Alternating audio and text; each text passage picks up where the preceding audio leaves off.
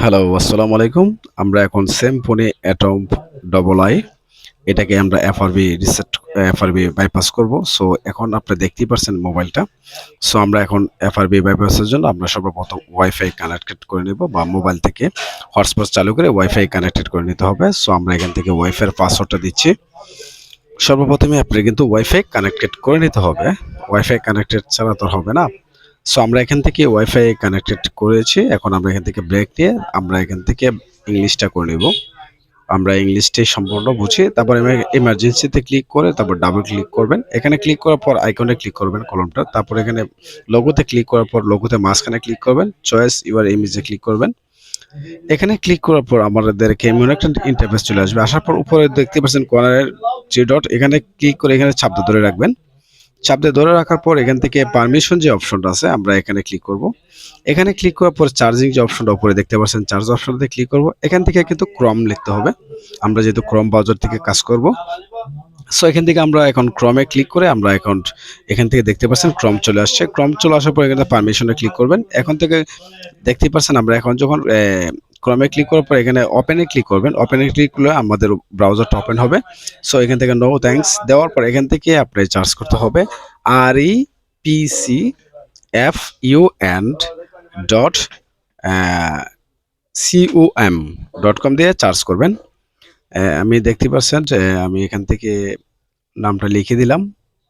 আমি চার্জ করতেছি বা আমি স্ক্রিনে দেখাচ্ছি, স্ক্রিনে এই নামে চার্জ করবেন। তারপর এখান থেকে ক্লিক করবেন। এখান থেকে ক্লিক করার পর আমাদের একটা ওয়েবসাইটে নিয়ে আসবে। আসার পর আমরা স্ক্রল করে টেনে নিচে আসবো। আসার পর এখান থেকে দেখতে পাচ্ছেন গুগল 9 এবং 10 যে ভার্সনটা আছে এখান থেকে এটা ডাউনলোড করে নিতে হবে।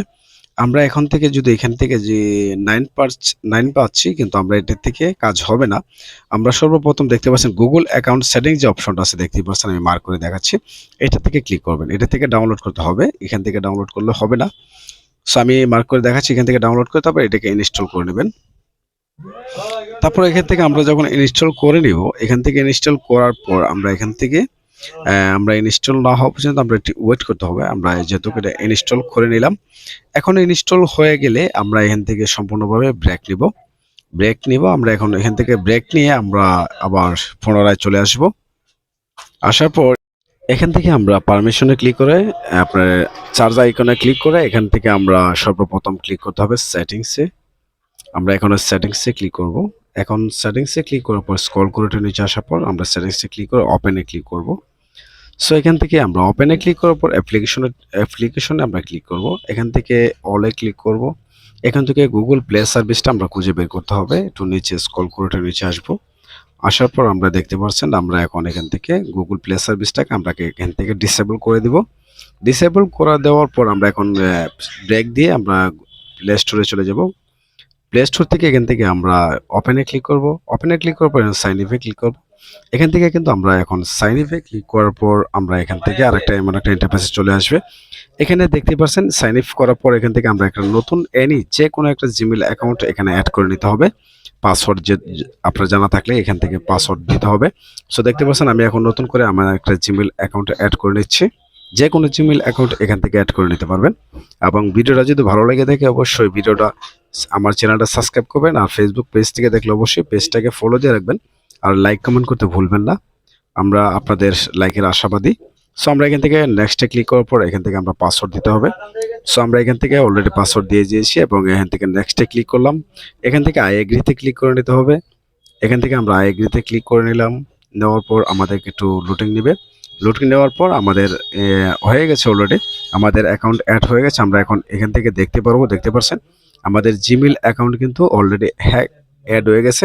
এখন আমরা কনফার্ম হব কিভাবে যে আমাদের জিমেল অ্যাকাউন্টটা অ্যাড হয়েছে কিনা। আমরা এখান থেকে প্রথমে গুগল সার্ভিসটাকে আবার এনাবল করে দেব, যেহেতু আমরা ডিসেবল করেছি। এখন আমরা এখান থেকে আবার একটু চেক করার জন্য আমরা এখানে ওয়ালে ক্লিক করার পর এখান থেকে আমরা যে কোনো একটা আমরা প্লে স্টোরে ঢুকবো। এখান থেকে প্লে স্টোরে ঢোকার পর এখান থেকে দেখতে পাচ্ছেন পারমিশনে ক্লিক করতে হবে। আমরা এখন পারমিশনে ক্লিক করার পর চার্জিং এ ক্লিক করব। ক্লিক করে এখান থেকে সেটিংস যে লেখাটা আছে আমরা এখানে সেটিংস লিখবো। লেখার পর এখান থেকে স্ক্রল করে একটু নিচে যাবেন। নিচে যাওয়ার পর দেখতে পাচ্ছেন সেটিংসে আমরা এখন ওপেনে ক্লিক করব। ওপেনে ক্লিক করার পর অ্যাকাউন্টে ক্লিক করব। দেখতে পাচ্ছেন অ্যাকাউন্ট কিন্তু আমাদের জিমেল অ্যাকাউন্ট অ্যাড হয়ে গেছে। সো দেখতে পাচ্ছেন আমাদের জিমেইল অ্যাকাউন্ট অ্যাড হয়ে গেছে। সো আমরা এখান থেকে আবার পুনরায়ভাবে আমরা একটু ব্রেক নিব। আমরা এখান থেকে ব্রেকে চলে যাব। আর ব্রেকে যাওয়ার আগে অবশ্যই যারা আমাদের চ্যানেলে নতুন তারা অবশ্যই চ্যানেলটা সাবস্ক্রাইব করবেন। আর ফেসবুক পেজ থেকে দেখলে অবশ্যই পেজটা ফলো দিয়ে রাখবেন। আর কমেন্টে কিছু বলে যাবেন, যদি কোনো সমস্যা হয় বা না বুঝেন কমেন্টে বলবেন, আমরা অবশ্যই আপনাদের কমেন্ট দেখে আমি সলভ করে দিব। সো এখান থেকে তারপর আমরা ভিডিওটা অবশ্যই লাইক করে দিন, কেমন? সো আমরা এখান থেকে সম্পূর্ণ ব্যাক নিয়ে যাওয়ার পর এখান থেকে আমরা স্টার্টে ক্লিক করব। যখন আমরা স্টার্টে ক্লিক করার পর আমরা এখান থেকে স্কিপ করে দিব। স্কিপ করে দেওয়ার পর আমরা একটু কিছু লোডিং নেবে, তারপর ডোন্ট কপিতে ক্লিক করে দিবেন। সো আমরা এখান থেকে ডোন্ট কপিতে ক্লিক করে দিলাম। তারপর দেখতে পাচ্ছেন এখানে কিন্তু অ্যাকাউন্ট অ্যাড হয়ে গেছে, আমরা যে অ্যাকাউন্টটা অ্যাড করেছিলাম। এখান থেকে নেক্সটে ক্লিক করবেন। এখান থেকে নেক্সটে ক্লিক করার পর আপনাদেরকে আবার এমন একটা ইন্টারফেসে নিয়ে আসবে। সো অবশ্যই ভিডিওটাতে লাইক দিন ভাই, আপনাদের আশায় একটা লাইক দিন। আর কমেন্টে না বুঝলে কমেন্ট করবেন। তারপর এখান থেকে নেক্সটে ক্লিক করবেন, তারপর মোরে, তারপর অ্যাকসেপ্ট। তারপর এখান থেকে আমরা নো থ্যাঙ্কস দিয়ে দিতে পারি, নো থ্যাঙ্কস দিবেন। তারপর এখান থেকে আমরা আবার কিছুক্ষণ লোডিং নেবে, নেওয়ার পর নো থ্যাঙ্কস এ ক্লিক করে দেন। তারপর দেখতে পাচ্ছেন আমাদের আলহামদুলিল্লাহ আমাদের এফআরবিটা রিমুভ হয়ে গেছে। তো এভাবে যদি ফলো করে আপনারা কাজ করতে পারেন তো ইনশাল্লাহ আপনাদের এফআরবিটা রিমুভ হয়ে যাবে। সো ধন্যবাদ, ভালো থাকবেন, আল্লাহ হাফেজ।